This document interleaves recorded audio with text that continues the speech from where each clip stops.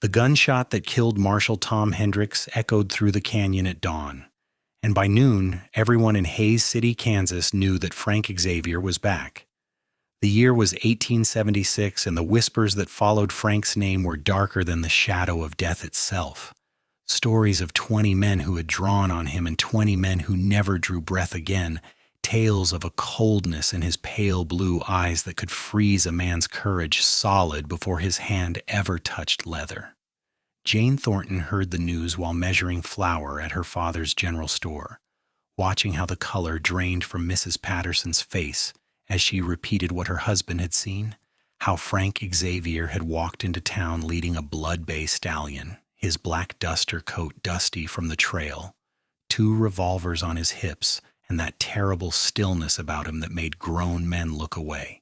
Jane set down the measuring cup carefully, wiped her hands on her apron, and continued working as though the most dangerous man in Kansas had not just arrived in their small prairie town. Her father, George Thornton, rushed in from the back room, his face creased with worry. "Jane, I want you to stay inside today. Don't go out for any reason." "We need vegetables from the garden, and Mrs. Chen is expecting her order delivered this afternoon," Jane replied calmly, her green eyes never leaving the ledger where she was recording the transaction. "I will handle Mrs. Chen. You will stay inside." Jane looked up then, meeting her father's gaze with that same steady determination that had defined her 23 years. "Papa, I have work to do. I cannot hide every time there is trouble in town." "This is not just trouble. This is Frank Xavier. Do you understand what that means? It means a man has come to town, nothing more." George Thornton opened his mouth to argue, then closed it again, recognizing the futility.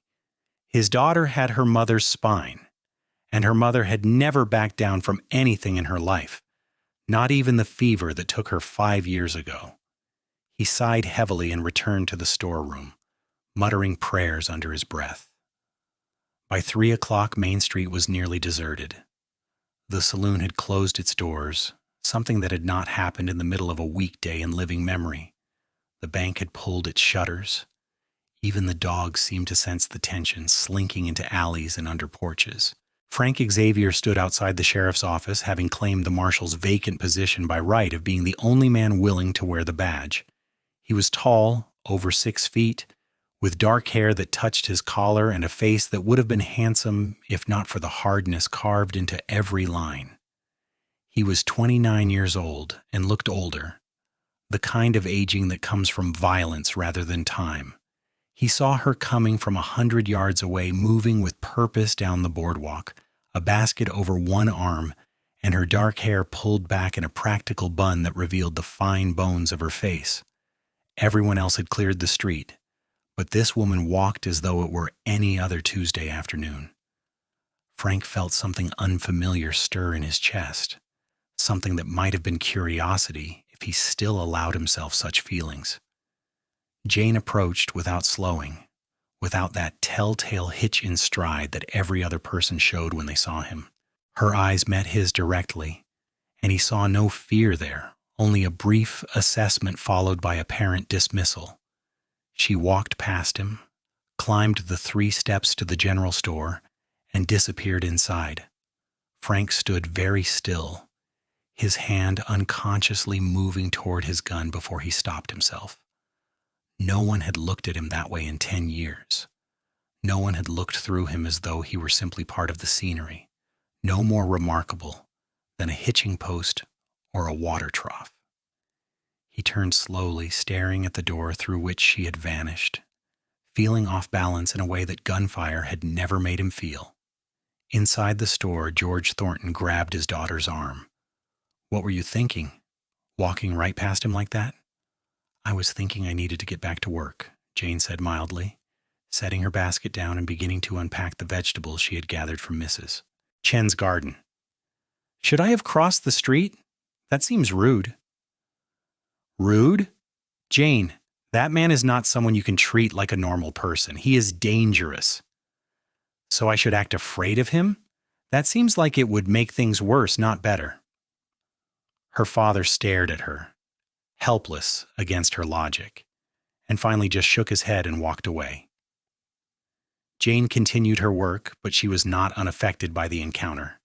She had looked into Frank Xavier's eyes for just a moment, and what she had seen there was not the monster everyone described. She had seen something wounded, something that had learned to hide behind stillness the way other creatures hide behind camouflage. It had surprised her, that glimpse of humanity, but she was not afraid of it. The sun was setting when Frank entered the general store. The bell above the door chimed, a cheerful sound that felt wrong in the sudden tension that gripped the space. George Thornton was behind the counter, and he went rigid as a fence post, his face pale. Jane emerged from the back room carrying a crate of canned goods. "We are closing," George said, his voice tight. "I need supplies," Frank replied. His voice was deep and quiet, the kind of quiet that came from never needing to raise it. "Trail rations, ammunition, coffee." Jane set down the crate and moved to the counter. "I can help you with that." "Jane," her father began, but she was already pulling items from the shelves, moving with efficient grace. "What caliber?" she asked, glancing at Frank. 45. She nodded and retrieved 3 boxes of ammunition, setting them on the counter along with hardtack, dried beef, coffee beans, and a small bag of sugar. Her hands never trembled. Her breathing never changed. Frank watched her with an intensity that would have made most people nervous, but Jane simply calculated the total and told him the price. He paid with silver dollars, counting them out carefully. Their fingers did not touch, but he was aware of her proximity in a way that felt almost painful. She smelled like lavender and flower, wholesome scents that belonged to a world he had left behind so long ago he could barely remember it. "Thank you," he said, gathering his supplies. "You are welcome," Jane replied, meeting his eyes again with that same calm directness. "Welcome to Hays City, Marshal." Something flickered across his face, too fast to read, and then he was gone, the bell chiming again as the door closed behind him. George Thornton released a breath he had been holding for what felt like an hour. That man could have killed us both without blinking. But he did not, Jane said, and he just needed supplies. Over the following days, Frank Xavier settled into his role as marshal with grim efficiency. 3 men tried to rob the bank on his second day in town, and he shot 2 of them dead in the street. Wounded the third so badly the man begged for mercy. Frank showed none, hauling him to the doctor and then locking him in a cell to await trial. The speed of his draw was something people talked about in hushed voices, the way his hand moved like a snake strike, too fast to follow, and then the thunder of gunfire and men falling. But efficiency did not translate to acceptance. People gave him a wide berth, shopkeepers served him quickly and nervously, mothers pulled their children off the streets when they saw him coming. He took his meals alone at the boarding house, sat alone in the marshal's office, walked the streets at night alone. He had been alone for so long that it should not have bothered him, but something had changed. Ever since that moment when Jane Thornton had looked at him without fear, something had shifted inside him, some wall beginning to crack. He found reasons to stop by the general store. He needed more coffee. He needed a new shirt. He needed nails for repairs to the office. George Thornton served him with barely concealed terror, but Jane simply conducted business with the same professional courtesy she showed everyone. She never asked about his past, never commented on the violence that seemed to follow him, never treated him as anything other than a customer. It was driving him slowly mad. "Why are you not afraid of me?" he asked one afternoon when her father was out making deliveries. Jane looked up from the inventory she was conducting. Pencil paused above paper. "Should I be? Everyone else is." "Everyone else has decided you are a monster before knowing anything about you. I prefer to make my own judgments." "You know what I have done. The whole town talks about it." "I know what people say you have done. That is not the same as knowing you." She returned to her counting, apparently considering the conversation closed. Frank stood there, uncertain, an unfamiliar feeling for a man who had built his life on cold certainty. "You are either very brave or very foolish." Perhaps I am neither. Perhaps I simply see no benefit in cowering from someone who has shown me no threat." She looked at him again, and this time he saw something new in her expression, not pity exactly, but a kind of compassionate understanding that made his throat tight. "You have not harmed anyone in this town who did not deserve it. You have done your job. That is all I need to know. You do not know what I am capable of. I know exactly what you are capable of. The question is whether you know what else you might be capable of if you gave yourself the chance." He left without buying anything, his chest tight with emotions he had spent years burying. That night he sat in his small room above the livery stable and stared at the ceiling, thinking about green eyes and a voice that held no fear, only honesty. 2 weeks after Frank's arrival, trouble came to Hays City in the form of the Garrett Gang. There were 8 of them, hard men who had been terrorizing towns across Kansas, robbing banks and killing anyone who stood in their way. They rode in at midday, guns drawn, expecting easy pickings from a small prairie town. They had not expected Frank Xavier. The gunfight was brief and brutal. Frank killed 3 of them in the first minute, his revolvers roaring like thunder, moving with a deadly grace that was almost beautiful in its efficiency. The gang scattered, taking cover behind buildings and water troughs, firing wildly. Frank did not fire wildly. Each shot was deliberate, calculated, lethal. Jane was in the store when the shooting started. Her father shouted for her to get down, but through the window she could see Frank standing in the middle of the street, reloading with hands that moved like quicksilver, his face calm as Sunday morning. A gang member came around the corner behind him, rifle raised, and Jane did not think. She grabbed her father's hunting rifle from behind the counter, threw open the door, and fired. The shot went wide, but it was close enough to make the gang member flinch and turn. That moment of distraction was all Frank needed. He spun and fired, and the man dropped. Frank's eyes found Jane, and for the first time since she had met him, she saw real fear on his face, fear for her. "Get inside," he shouted, and the force of that command sent her back through the door, her heart hammering. The fight ended minutes later. 5 gang members lay dead in the street. 3 others had fled into the prairie and would likely die there, lost and hunted. Frank stood among the bodies, smoke rising from his guns, and the townspeople who emerged from hiding looked at him with awe and terror in equal measure. He walked straight to the general store, pushed through the door so hard the bell went flying off its mounting, and fixed Jane with a look of such intensity she actually took a step back. "What were you thinking?" His voice was low and dangerous, vibrating with an emotion she could not quite name. "I was thinking someone was about to shoot you in the back." "So you decided to make yourself a target?" He moved closer, towering over her, and she saw his hands were shaking. Not from fear, she realized, but from the adrenaline of violence and something else, something deeper. "You could have been killed." "So could you. I am supposed to be in danger. That is my job. You are supposed to be safe." "I am safe. You protected everyone." "I cannot protect you if you will not stay behind cover." His hands came up as though to grab her shoulders, then stopped, hovering in the air between them. "Jane, I need you to understand. If something happened to you because of me, because of what I am, I could not." He stopped, seeming to realize what he was saying, what he was revealing. Jane looked at those suspended hands, at the trembling in them, at the rawness in his face, and understood. "You care what happens to me." He dropped his hands and stepped back as though burned. "I should not." "But you do?" He could not answer, could only turn and walk out, leaving her standing there with her heart beating hard and her mind reeling. George Thornton emerged from the back room, staring at his daughter with wide eyes. "That man has feelings for you." "I know," Jane whispered. "He is dangerous, Jane."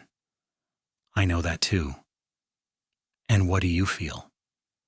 She was quiet for a long moment, thinking about pale blue eyes that held such carefully hidden pain, about hands that could kill with precision but trembled at the thought of her in danger, about a man who everyone feared but who had never shown her anything but restraint, and, in his way, respect. I do not know yet, but I want to find out. That evening, Jane did something she had never done before. She made 2 plates of dinner from the stew she had prepared, covered them with cloth, and walked through the twilight streets to the marshal's office. Frank was sitting at his desk, writing a report by lamplight, and he looked up when she entered, surprise clear on his face. "I thought you might be hungry," Jane said, setting 1 plate on his desk. "It is just stew, nothing fancy." He stared at the plate as though it were a loaded gun. "You did not need to do this." "I know, I wanted to." She pulled up a chair and sat down, uncovering her own plate. "I also wanted to talk to you.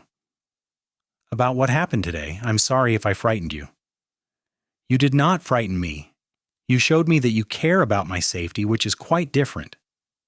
She took a bite of stew, watching him over the spoon.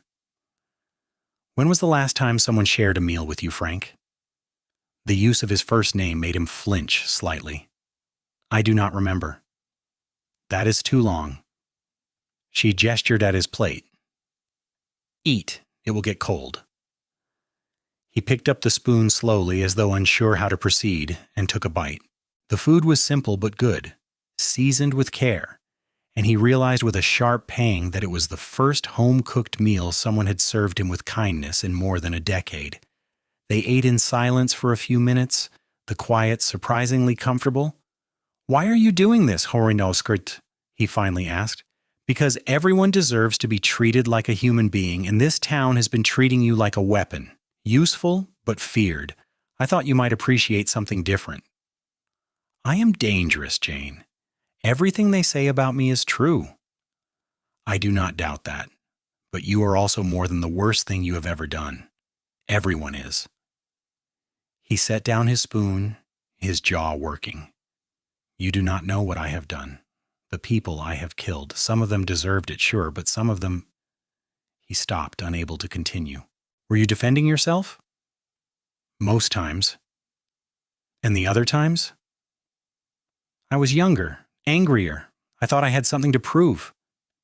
He looked at his hands as though seeing blood on them. "I have not been a good man, Jane." "Perhaps not, but you could be." She reached across the desk, and after a moment's hesitation placed her hand over his. His skin was warm and calloused, the hand of someone who had worked hard and fought harder. He went utterly still, staring at where they touched. "I see someone who took a job protecting this town when no one else would. Someone who stopped a gang of killers today. Someone who was more worried about my safety than his own. That speaks to who you are now, not who you were. I do not know how to be anything other than what I am.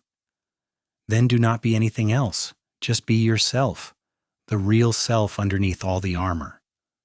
She squeezed his hand gently and then withdrew, resuming her meal as though the moment had not just shifted something fundamental between them.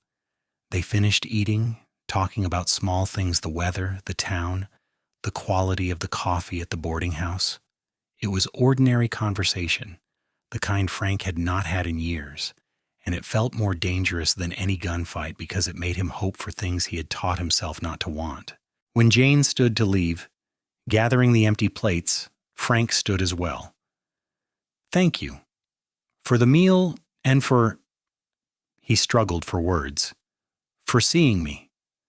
She smiled, and it transformed her face, making her beautiful in a way that had nothing to do with features and everything to do with the light that shone from within. "You are welcome, Frank. Good night." "Good night, Jane." He watched her walk home through the darkening streets, staying at the window until she was safely inside her father's house. Then he sat down at his desk and put his head in his hands, feeling the walls he had built around himself crumbling like old stone. The next day, Jane found wildflowers on the store's doorstep, prairie roses and sunflowers picked carefully and tied with a piece of rawhide. Her father saw them and shook his head but said nothing. Jane took them inside and put them in a jar of water, setting them where she could see them while she worked. Frank did not come by that day or the next, and Jane wondered if he was retreating, scared by the connection forming between them.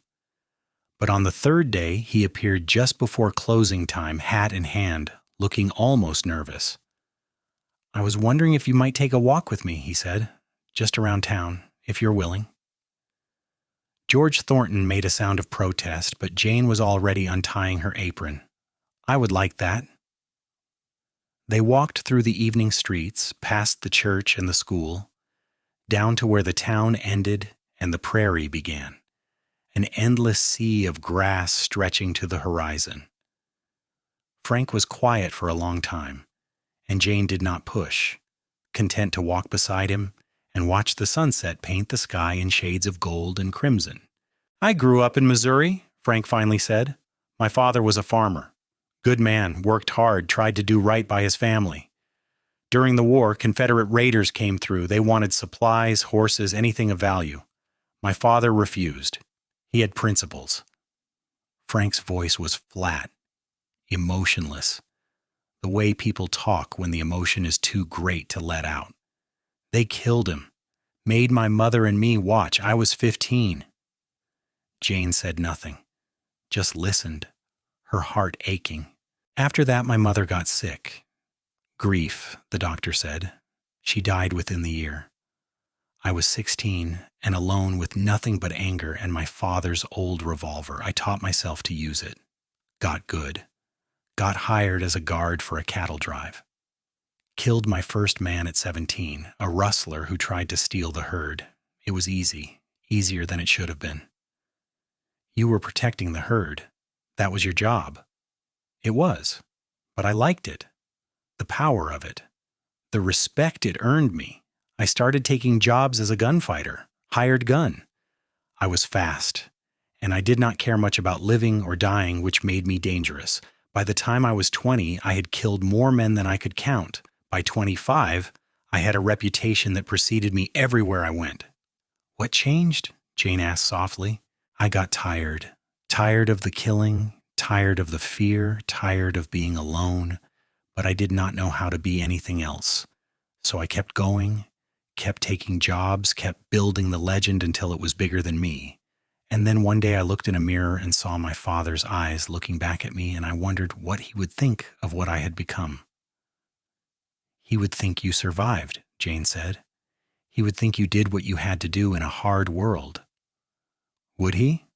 Or would he be ashamed that his son became the same kind of man as the ones who killed him?" Jane stopped walking and turned to face him, forcing him to look at her. "You are not the same as them. Those men killed for cruelty and greed.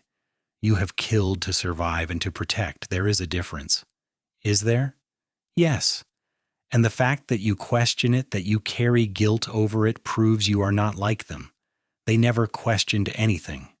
Frank stared at her, and she saw the war happening behind his eyes, the desperate want to believe her fighting against years of self-loathing. "Why do you have faith in me?" "Because I have seen who you are when no one is watching. I have seen you gentle with Mrs. Patterson's dog when it got loose, seen you help Mr. Chen carry supplies when his back was hurting, seen you check the locks on the schoolhouse every night to make sure the children will be safe.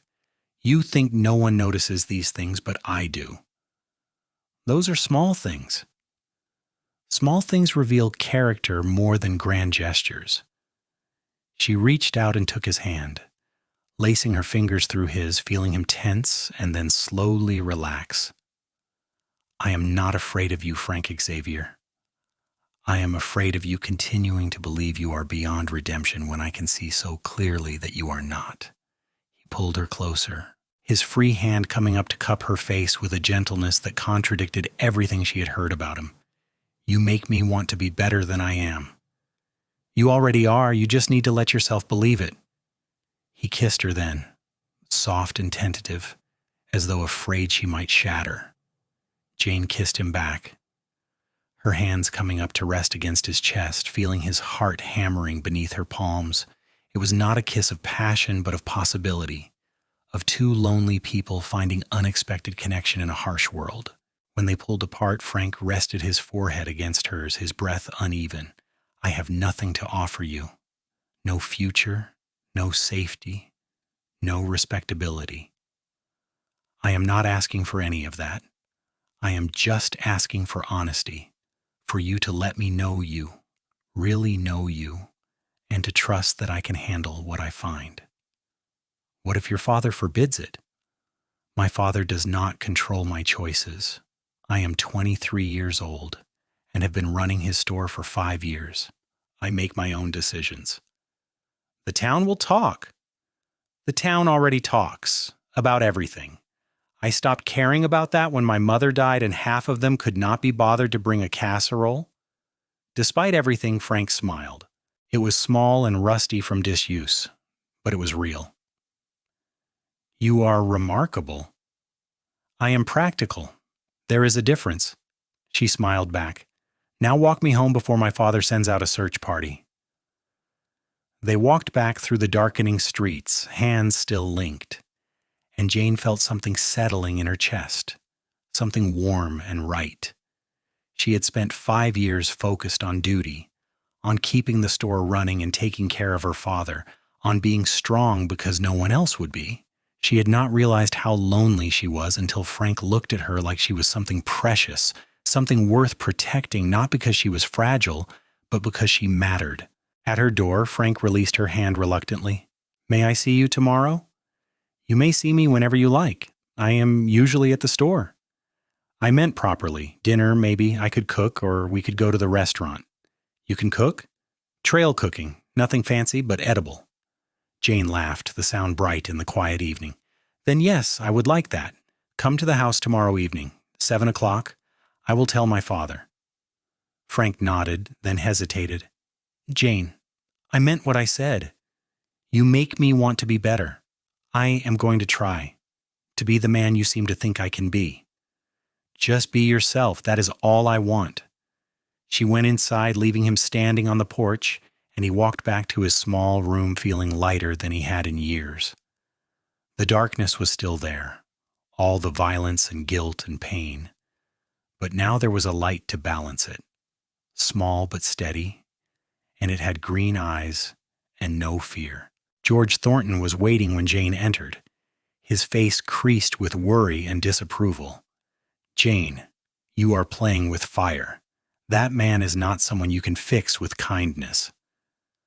I am not trying to fix him, Papa. I am just trying to know him. And if what you find is a killer, then I will know that too, but I do not believe that is all he is. No one is just one thing.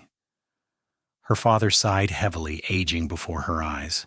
You are so much like your mother, stubborn and sure and convinced you can see the good in anyone. Mama was right more often than not. She was. But sometimes the cost of being right was high. He moved to her, taking her hands. I do not want to see you hurt, Janie. That is all. You are all I have left. I know, Papa, but I cannot live in fear. Mama would not have wanted that for either of us. He kissed her forehead, a gesture from her childhood. Be careful, please. I will, I promise. The next evening, Frank arrived at 7 o'clock exactly, wearing clean clothes and holding a bouquet of wildflowers that made Jane's heart twist. George Thornton answered the door and regarded Frank with an expression that mixed suspicion and resignation. Marshal Xavier. Mr. Thornton, I am here to see Jane, if that is acceptable. It is not particularly acceptable, but my daughter has made her feelings clear. He stepped aside. Come in, and understand that if you hurt her reputation or not, I will find a way to make you regret it. I would expect nothing less, sir. Frank entered, removing his hat, and Jane saw he had left his guns at home, a gesture of respect she appreciated. They ate dinner at the small kitchen table, George participating in stiff conversation that gradually relaxed as Frank answered questions about his plans for keeping the town safe and demonstrated knowledge about farming that came from his childhood. Jane watched the two men feeling each other out, seeing her father slowly recognize that Frank was more than his reputation, that he had depth and intelligence and surprising courtesy. After dinner, Frank helped clear the table. another gesture that earned him points with George. Then Jane and Frank sat on the front porch watching the stars emerge in the vast prairie sky, talking about everything and nothing. Frank told her about places he had seen, towns across the frontier, mountains and deserts and rivers. Jane told him about books she had read, stories she imagined, dreams of someday seeing the ocean. "Why did you stay in Hayes City?" Frank asked. "With your intelligence, you could go anywhere, do anything." "Papa needs me. The store is our livelihood. After Mama died, I could not leave him alone."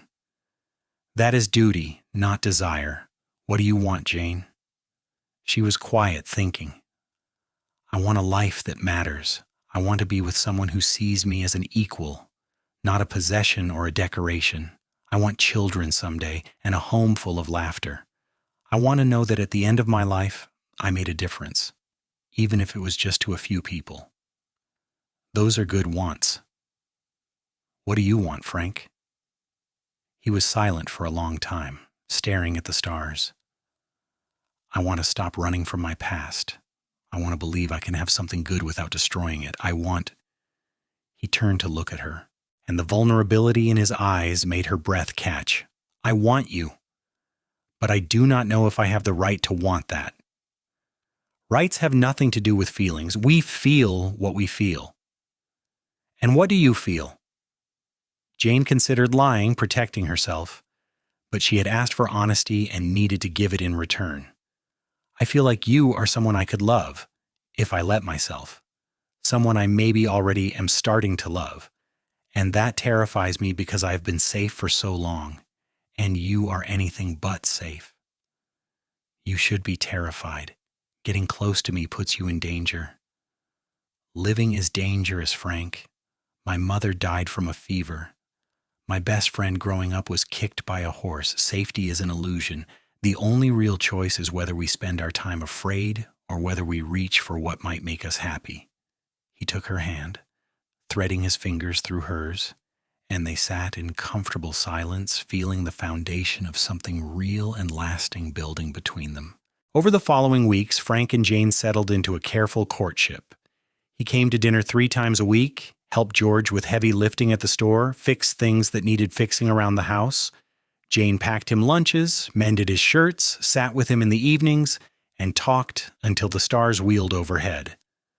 The town watched with fascination and disapproval in equal measure, but slowly, gradually, people began to adjust to seeing the fearsome Marshal courting the general storekeeper's daughter. Frank's presence brought an unprecedented peace to Hayes City. Word had spread about what happened to the Garrett gang, and outlaws began giving the town a wide berth. The bank had not been threatened in weeks. The saloon fights that had been common on Saturday nights ceased entirely because Frank broke up trouble with such swift efficiency that it was not worth starting. Children no longer fled from him in the streets, and while people were not exactly friendly, they had stopped treating him like a loaded weapon. Jane saw the changes in him too. The hardness in his eyes softened when he looked at her. He smiled more, small expressions that transformed his face. He talked about the future in tentative terms, as though testing whether he was allowed to have one. She watched him relaxing into the possibility of a different kind of life, and it made her heart ache with tenderness.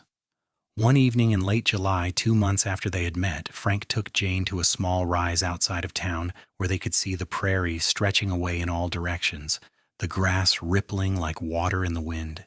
He had brought a blanket and food, and they sat watching the sunset paint the world in impossible colors. "I have been thinking," Frank said, not looking at her, his voice careful, "about what comes next. For me, I mean." "What have you been thinking?" "That I cannot be a marshal forever.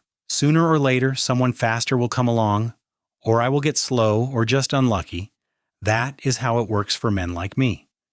You are not just a man like you anymore. You are changing. Maybe. But the reputation stays the same. There will always be someone looking to make a name by killing Frank Xavier."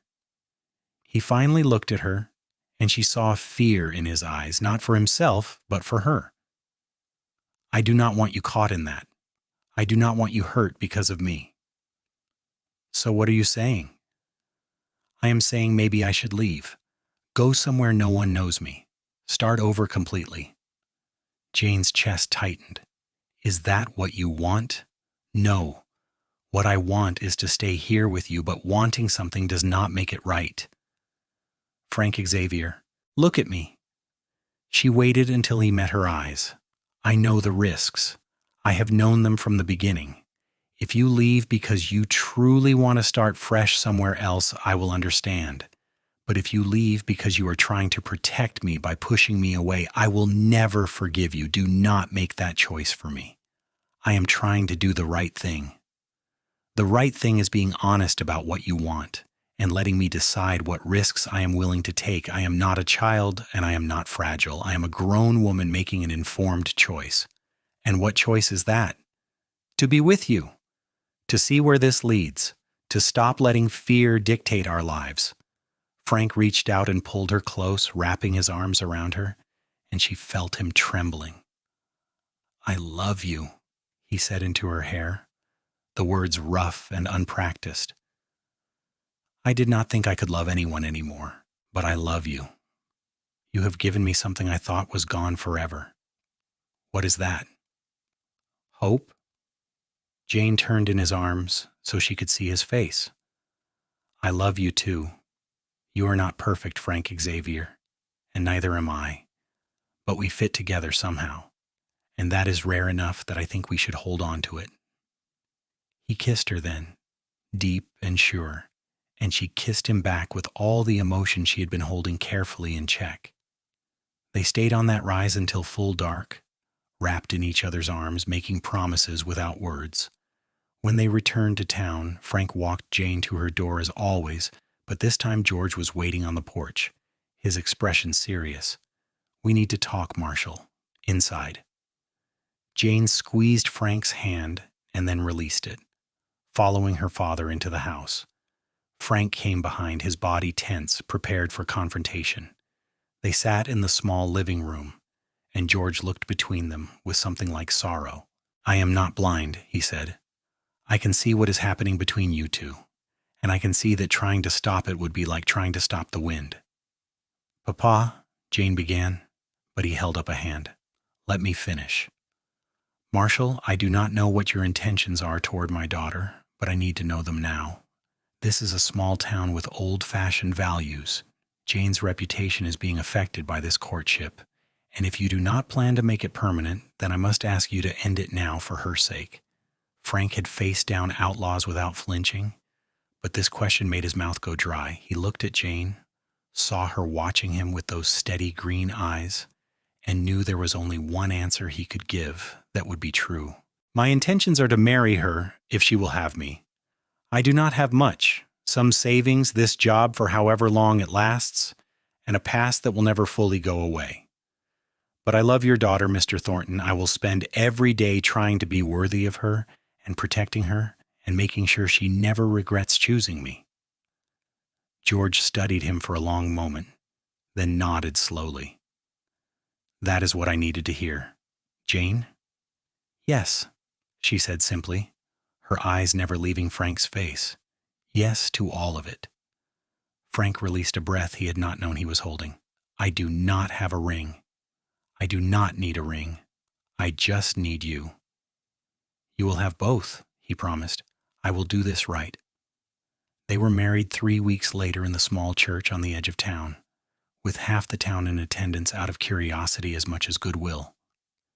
Jane wore her mother's wedding dress, altered to fit her smaller frame, and carried wild flowers that Frank had picked that morning.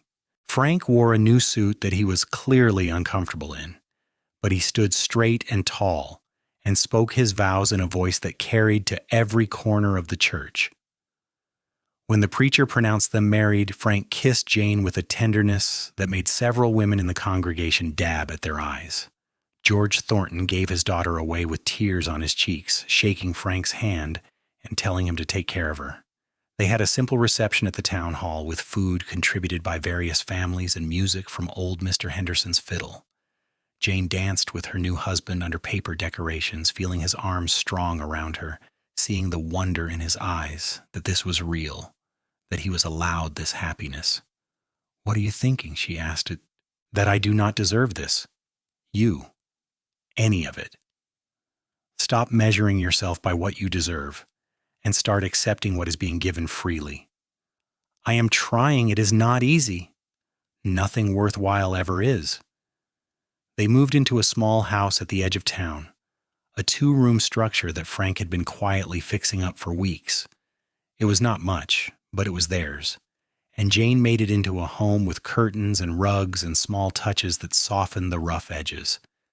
Frank continued his work as marshal, but he came home every night to a warm meal and a warm welcome, to a wife who met him at the door with a kiss and no fear in her eyes. For the first time in his adult life, Frank Xavier knew peace. Not the empty quiet of isolation, but the full peace of belonging, of being seen and accepted, of having someone to share burdens and joys. He found himself laughing at Jane's dry humor, helping her with household tasks, lying in bed at night talking about everything and nothing until they fell asleep tangled together. The town gradually came to accept them as a couple. Children stopped being afraid of the marshal, especially after they saw him carrying packages for his wife or helping Mrs. Patterson's dog out of a ditch. Men began nodding to him on the street. Women included Jane in their sewing circles and church activities, though some never quite forgave her for choosing the gunfighter. Jane did not care about their approval. She had everything she wanted in the man who looked at her like she had hung the moon, who treated her as an equal partner, who worked every day to be better than he was.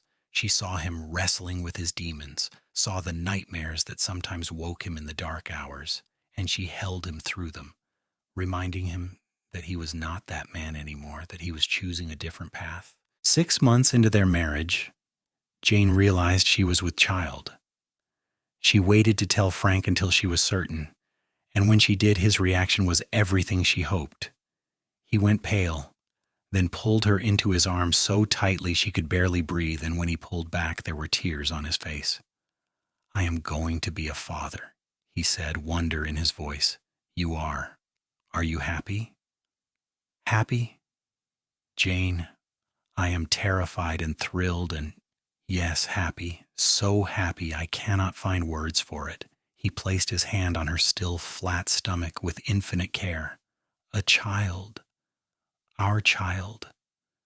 Are you worried about bringing a child into this life? Of course I am worried, but I'm also determined.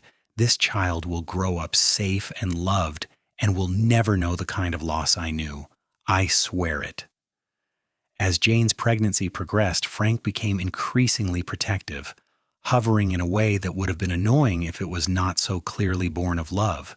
He walked her to and from the store, insisted she not lift anything heavy, brought her water and food and anything else she might need. Jane tolerated it with amused patience, knowing it was his way of dealing with the fear that something might go wrong. In her 7th month, trouble came to Hayes City in the form of a man named Cole Winters. He was young, maybe 22, with a fast draw and something to prove. He came into town asking for Frank Xavier, announcing in the saloon that he was going to be the man who finally killed the famous gunfighter. Word reached Frank within the hour. He kissed Jane goodbye, made her promise to stay inside with her father, and walked out to meet his challenger. She watched from the window, her hand on her swollen belly, her heart in her throat. Frank stood in the middle of Main Street, facing the young man who thought he wanted to be a killer. You do not want to do this, Frank said, his voice carrying in the quiet. Everyone says you are the fastest. I want to know if it is true. It is true, and if you draw on me, you will die. Is that really what you want, to die at 22 for a reputation? Better than living as nobody. Frank shook his head. I thought that once too. But being known for killing does not make you somebody. It just makes you alone. I spent 10 years alone before I found something better. You could too if you ride out now. Are you afraid to face me? No. I am tired of killing boys who do not know any better. But if you draw, I will not hesitate. I have a wife and a child coming. I am not going to die in this street to satisfy your pride. Cole Winters hesitated, seeing something in Frank's eyes that gave him pause. This was not the cold killer from the stories. This was a man with reasons to live, and that made him more dangerous, not less. The young man's hand twitched toward his gun, then stopped. The moment stretched like spider silk. "Walk away," Frank said quietly. "Choose life. Choose the possibility of becoming someone beyond a corpse in a forgotten street." Cole Winter stood there, trembling with adrenaline and indecision, and then slowly his hand moved away from his gun. "Maybe you're right. Maybe this is stupid." "It is, but you are smart enough to see it. That counts for something." The young man nodded, mounted his horse, and rode out of town. Frank stood in the street for a long moment, letting the tension drain from his body, then looked up at the window where Jane was watching. She pressed her hand to the glass, and he saw her tears, and his own eyes burned. He walked back to the store, ignoring the stares and whispers, and went straight to his wife, pulling her into his arms. "I am sorry. I am so sorry you had to see that. I am not. I saw you choose to spare a life when you could have taken it. I saw you being the man I know you are. I was so afraid, not of him, but of leaving you, of our child growing up without a father the way I did. You did not leave us. You are here. That is what matters." That night, Frank made a decision. He went to the town council and resigned as marshal, effective immediately. He had saved enough money, and with Jane's income from the store, they could manage. He was done putting himself in danger, done risking making his child an orphan. The council tried to convince him to stay, but his mind was made up. "I have something more important to protect now than this town," he told them. "My family comes first." He found work as a carpenter, a trade he picked up quickly with his good hands and attention to detail. It paid less than being marshal, but it let him come home every night without bullet holes, and that was worth any amount of money. He built furniture and did repairs, and people were surprised to discover that Frank Xavier was as skilled with a hammer as he was with a gun. Jane gave birth in early March of 1877 to a healthy baby boy with his father's blue eyes and his mother's dark hair. They named him Thomas after Frank's father, and when Frank held his son for the first time, he wept openly, all his careful control shattered by the weight of this tiny life in his hands. "Hello, Thomas," he whispered. "I am your father. I am going to do everything wrong sometimes, but I promise I will love you and protect you and teach you to be a better man than I was. You are going to have a good life. I swear it." Jane watched from the bed, exhausted and happy. Seeing her husband transformed by fatherhood, he was gentle with Thomas, careful and attentive, changing diapers and walking the floor at night when the baby cried, singing rough lullabies in his deep voice. He built a cradle with his own hands, carved with careful designs, and a high chair for when Thomas was older. The people of Hays City saw the change in Frank Xavier and marveled at it. The dangerous gunfighter had become a devoted husband and father, a craftsman and a citizen. He still carried himself with that quiet confidence, still had that aura of leashed danger, but it was softened now by love and purpose. When Thomas was 6 months old, Jane discovered she was pregnant again. Frank's reaction was joy mixed with concern for her health, but the pregnancy progressed smoothly, and in the spring of 1878 they welcomed a daughter. They named her Sarah after Jane's mother, and she had her mother's green eyes and a temperament that suggested she would be as fearless as both her parents. Frank Xavier, who had once believed he was destined to die young and alone, found himself at 31 with a wife he adored and 2 healthy children, living in a house he had built with his own hands, doing honest work that let him sleep at night. It was not the life he had imagined, but it was better than anything he had dared to dream. George Thornton, growing older and slower, gradually turned more of the store's operations over to Jane and Frank, who proved to have a good head for business. They expanded the inventory, added new services, and became the most successful general store in the county.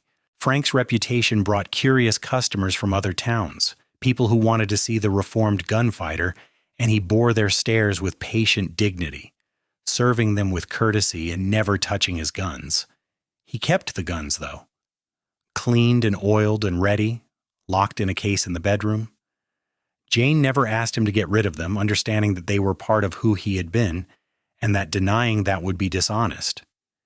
He taught Thomas to respect them as he grew older, taught him that guns were tools with serious consequences, not toys or solutions to problems. The years passed peacefully. Thomas grew into a thoughtful boy who loved books and building things with his father. Sarah became a whirlwind of energy who feared nothing and made her father laugh with her antics.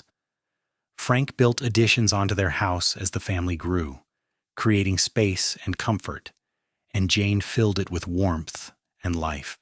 In 1881, when Thomas was 4 and Sarah was 3, Jane gave birth to twin girls, Emma and Grace.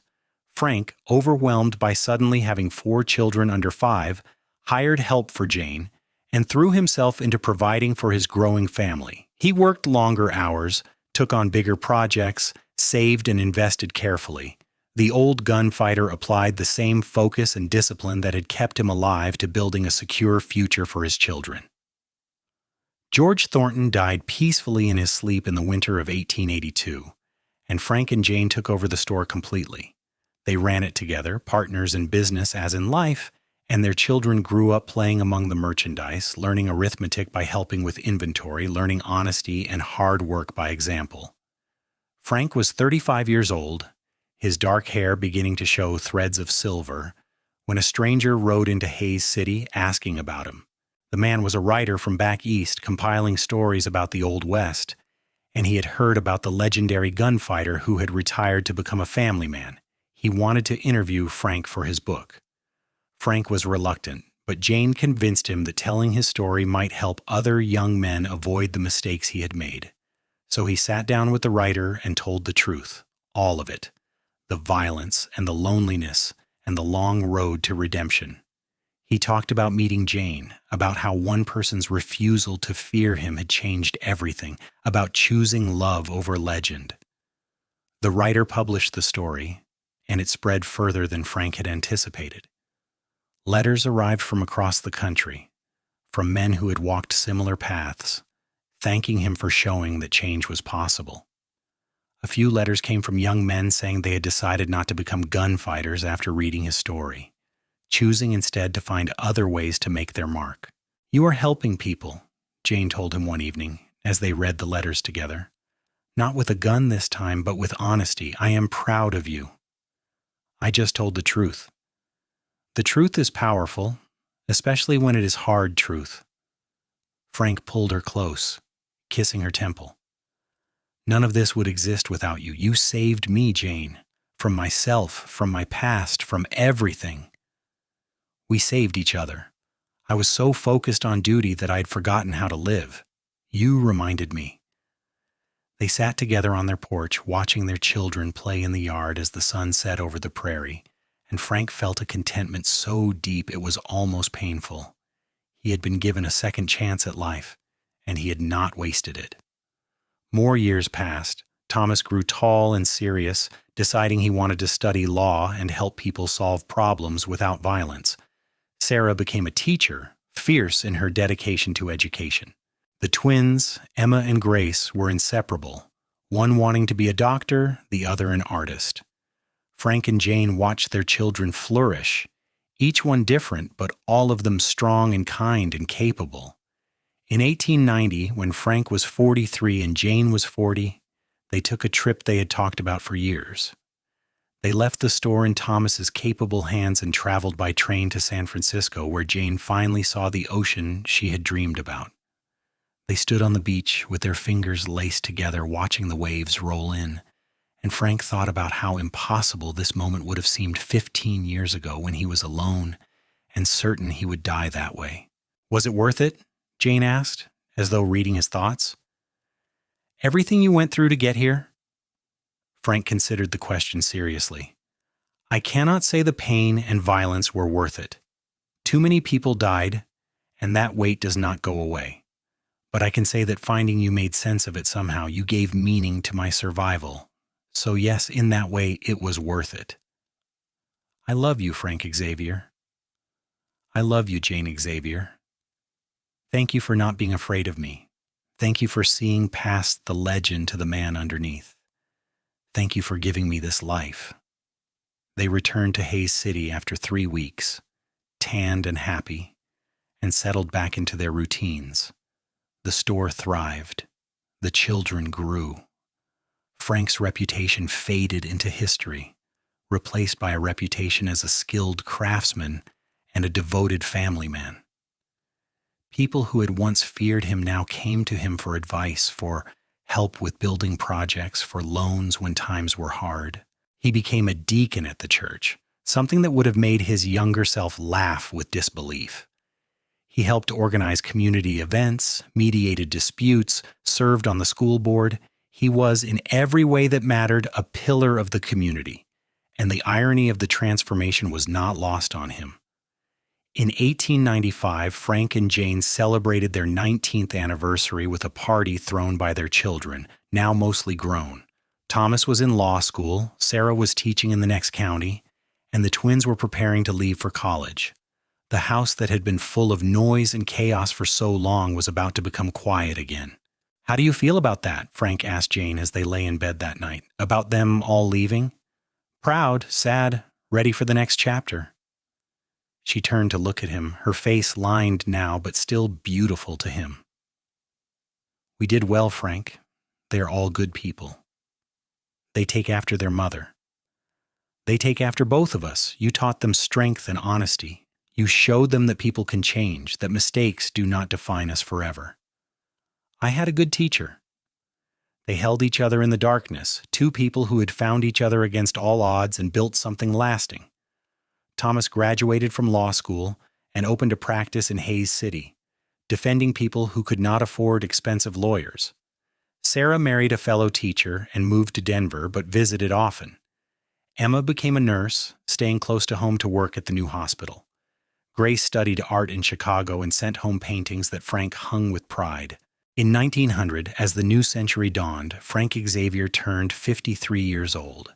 His hair was silver now, his face deeply lined, his hands scarred from work and old violence.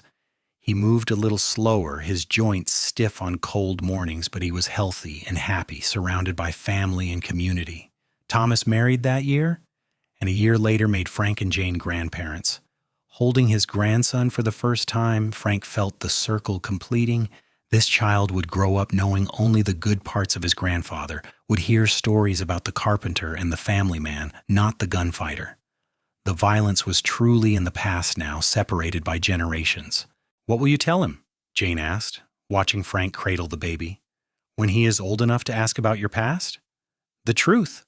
That I made terrible mistakes but was given a second chance, that meeting his grandmother saved my life in every way that matters. That love is stronger than violence, and choosing to change is the bravest thing a person can do. That is a good lesson. It is the only lesson that matters." They sat together in Thomas's house, surrounded by family, and Frank looked at the faces around him, his children, his grandchild, his wife of 24 years, and felt a gratitude so profound it brought tears to his eyes. He had been the most feared man in Kansas, but he had become something better, a man who was loved. The years continued their steady march. More grandchildren came, 5 in total, filling family gatherings with noise and laughter. Frank taught them to build things, told them stories, edited for young ears, and spoiled them the way grandparents do.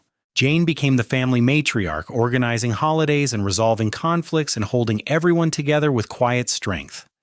In 1906, Frank and Jane celebrated their 30th anniversary. The whole family gathered in Hayes City for a party that took over half the town. People gave speeches about how Frank and Jane had built not just a family, but a legacy of decency and hard work.